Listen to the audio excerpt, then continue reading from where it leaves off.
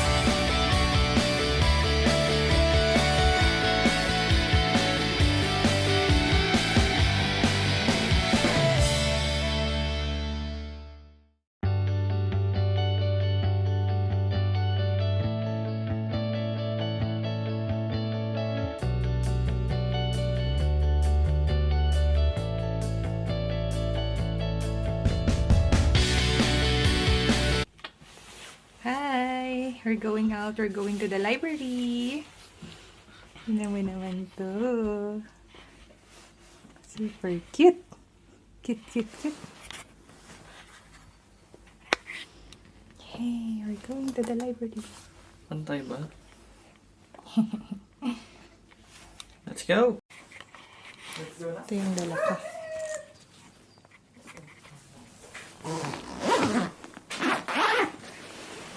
Phone ko.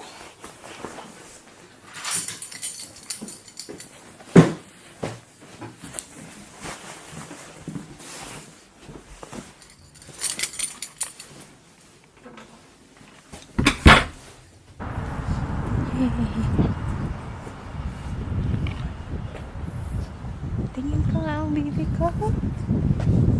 Hey. Gustong gusto niya.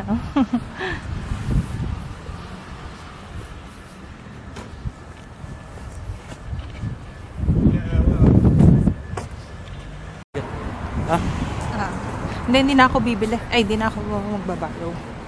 But i-return mo lang?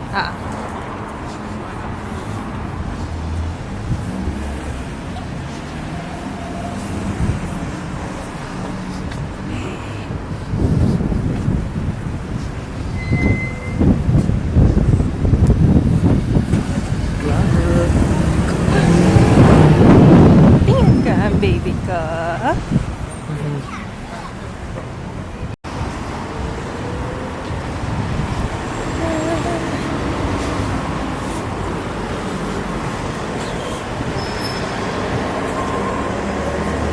Ay, ako din, no?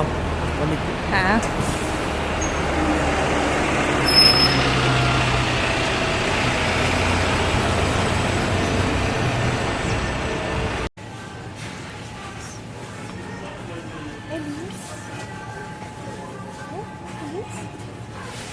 Sino natin? Ano natin bibili natin dito? Ay.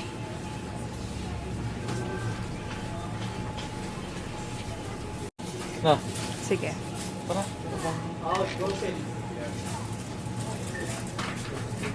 Guys, magluluto kami ng steak ngayon. Ito ang aming baby. Na ayaw matulog. Ingit ng ingit.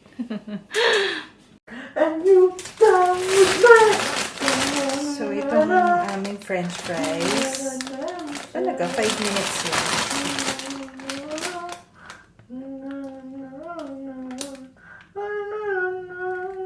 Air fryer, 5 minutes lang din. Galing.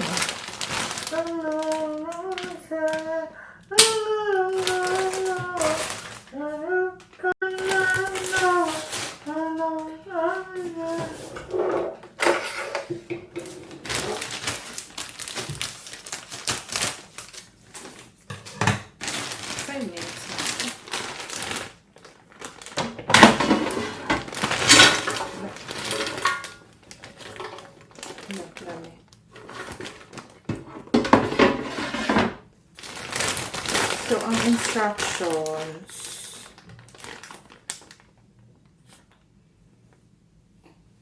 Five minutes yan. Lagay mo na 5 minutes yan. Bibi dapat pala inano ko siya. Ang init. Mamaya mo na lutuin. In Ang ingay yan. preheat. 220. Ganyan din yung air fryer na binili ni Richard.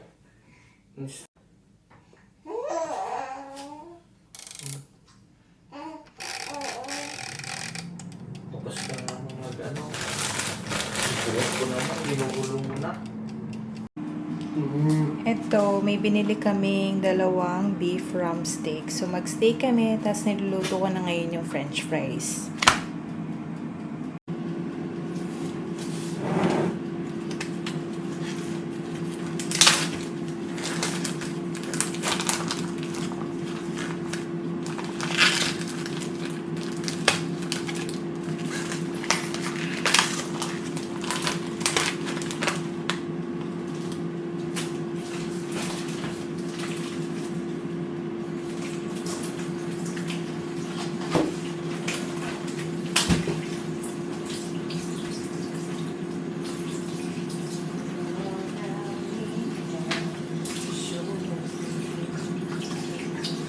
Ilang puter? Tanong mo. Ano pa natikman mo? Wala. Bitigan mo ginagawa sa akin, ha? Kabuhok, gusto niya pumapi. Cute mo! Mulat na mulat yung matay. Ang gating na kita eh. Aray ko! Buhok ko na lang kinabitan mo! Walang ko! Ta. Yan na. Ba't mo sinasapunutan si Daddy? Tuwang-tuwa ang mga itik.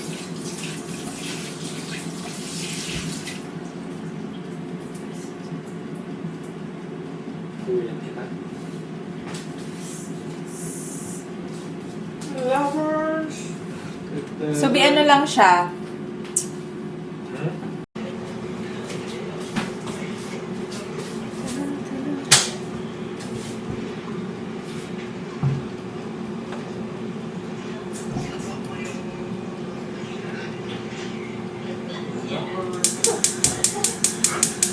Iyak na naman! Iyak na naman!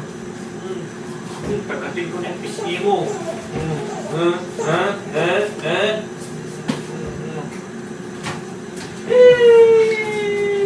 Ellis! Bianca Ellis! Solis Vargas!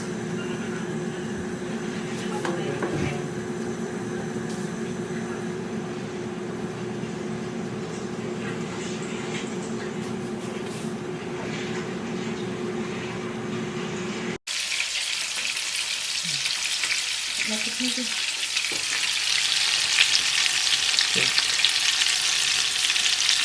One stick eh. Ah. Kasi nahuhulog yung chip ng anak ko. Ang bigat eh. Pati ng chip eh. Bigat. Debe. Yan. 4 minutes na, balik rin na natin ang steak.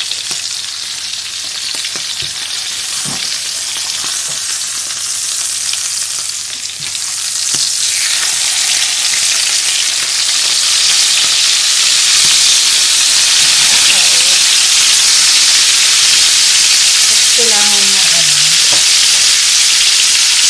yung butter. Lagyan mo sa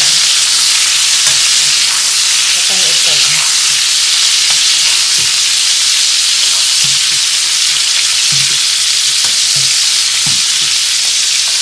Hey Siri, please set the timer to 4 minutes.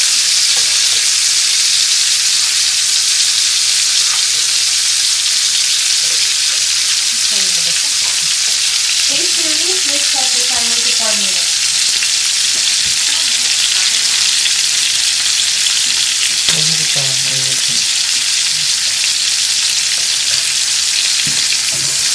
Patong mo yung bawang dito. Ito sa atin.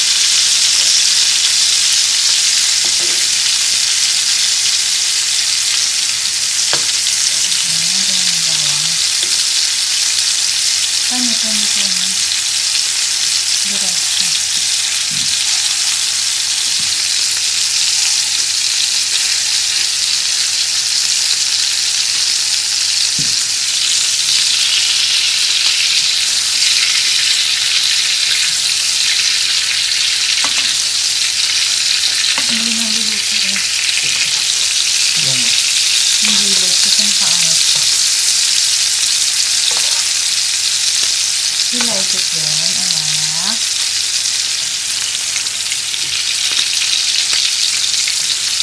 Wala mo na para pantay na. Iyaangat mo. Ayan.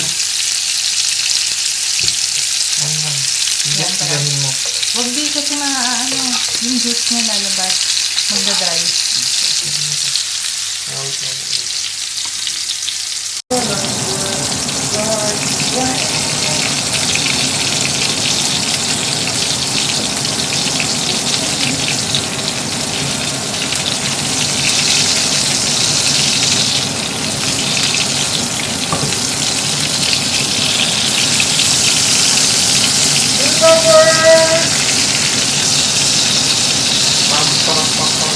Hindi ako magpapagod sa akin. Yes. Very comfortable. Kaya ako muna yung sa akin. Sabay tayo dyan. Sa akin. Ito yung akin yung iwan mo.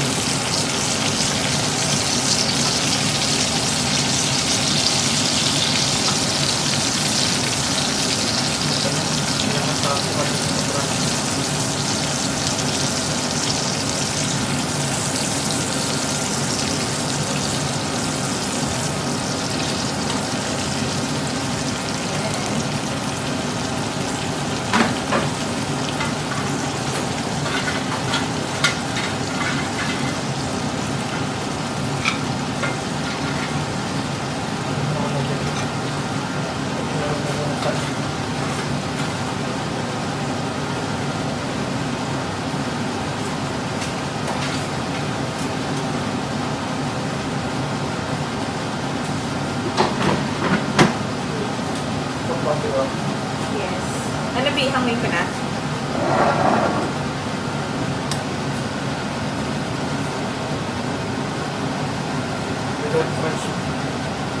Ito na? Ano parts?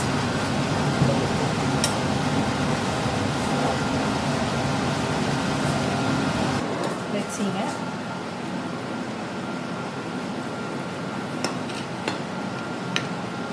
Wow! Ang lasa. Okay. This is my food. So, ito na yung aking food. Wala pa kaming steak knife. So, ito na lang muna. Kitchen knife yung ginagamit namin. Ito yung kay Al. How is it? Is it okay? It's good. Hindi siya matigas? No. Sakto lang. Okay. Let me try. Kahit walang sauce na sa.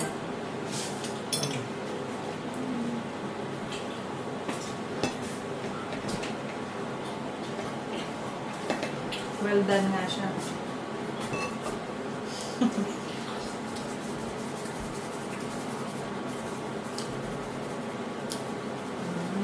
What?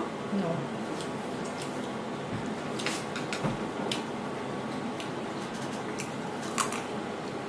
Bakit? Ayaw mo na. Yan. Hindi. Mabigas ang mga fries. Hmm?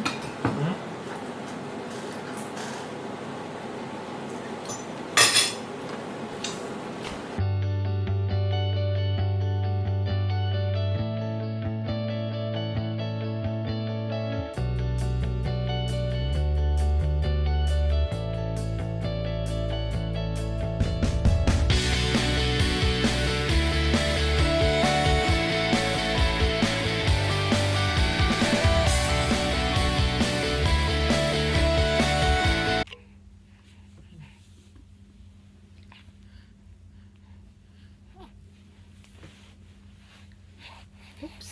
Jump, jump, jump, jump, jump, jump, jump, jump, jump, jump, jump, jump, jump. Hello.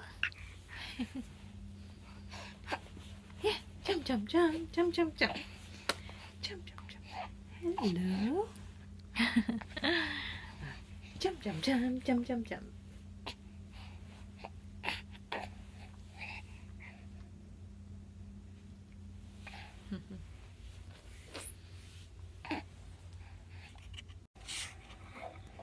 Hello, my love. How are you? I love you, my love. I love you.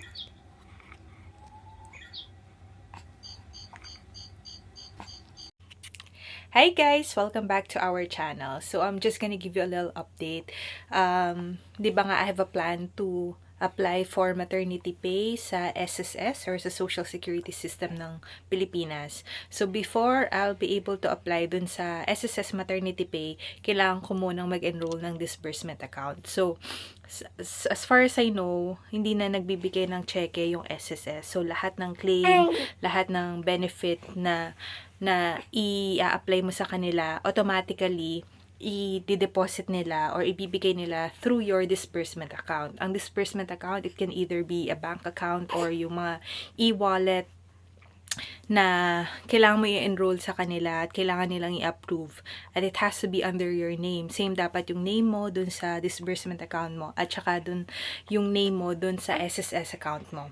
So, ilang beses na ako na-reject kasi hindi ko ma-comply yung requirements nila at hindi ko alam kung paano ko i-comply kasi nga nandito ako sa ibang bansa, yung mga for example yung passbook ko nawawala, so kailangan kasi ng proof of account, yung wala ako ng ATM card kasi online banking lang yung meron ako or digital bank lang, so yung mga ganon. So hindi ko ma-figure out kung paano ko iko-kumpleto yung mga requirements dun sa disbursement account hanggang sa may napanood ako ng video. So, this is what I did. So, ang disbursement account na in-enroll ko is yung sa Union Bank. So, I only have a digital account with the Union Bank. I don't have ATM or passbook. So, ang proof of account na ginamit ko is yung sa screenshot ng digital bank.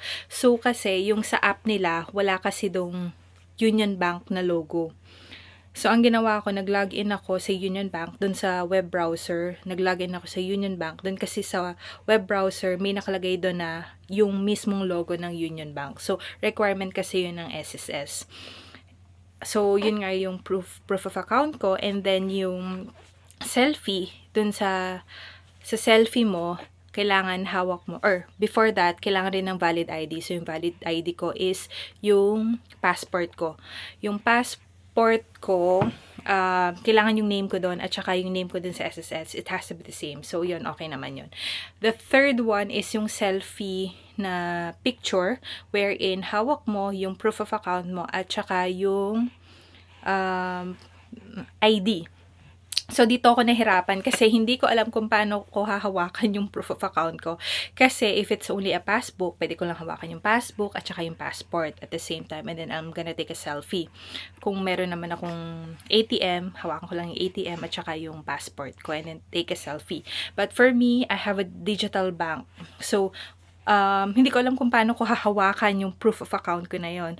So, ang mga naisip ko dati, should I print the proof of account sa isang bound paper, tas hawakan ko yung proof of account na yun, at saka yung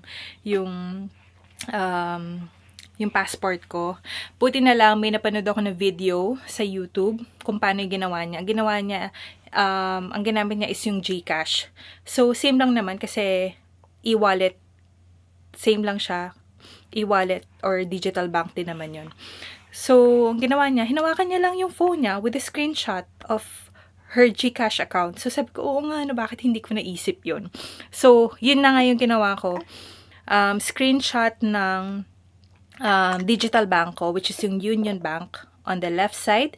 And then, yung passport ko on the right side. And then, I took a selfie. And dapat yung size ng picture, it should be less than 3 megabytes. So, I think I did that on Monday here sa UK. And then ngayon, chinek ko yung email ko and then I received the email na na-approve na yung pag-enroll ko ng disbursement account. So, ayun. Yun lang pala yung gagawin. Kailangan mo lang hawakan yung phone mo with a screenshot of your digital bank. So, for others then na nahihirapan kung paano yung proof of account, screenshot nyo lang din. And kung ang dami pa nilang requirements, just keep on searching online because sobrang thankful ako sa YouTube at saka yung sa nag-upload ng how-to videos na yun kung paano ma-approve yung disbursement account niya. So, if you have questions, it's free. I mean, it's all over the internet. Yung lahat ng mga sagot sa mga katanungan natin. Meron sa YouTube, meron sa Facebook, sa TikTok, sa web browser, sa Google, search nyo lang. All the answers are there. So, yun lang. So, ayun na nga, na-approve na yung enrollment ko ng Union Bank as my disbursement account for my SSS. So, after nun, pwede na ako mag-apply ng SSS Maternity Pay. Papakita ko sa inyo kung paano ako mag-apply next time on my next video. Thank you! Bye-bye!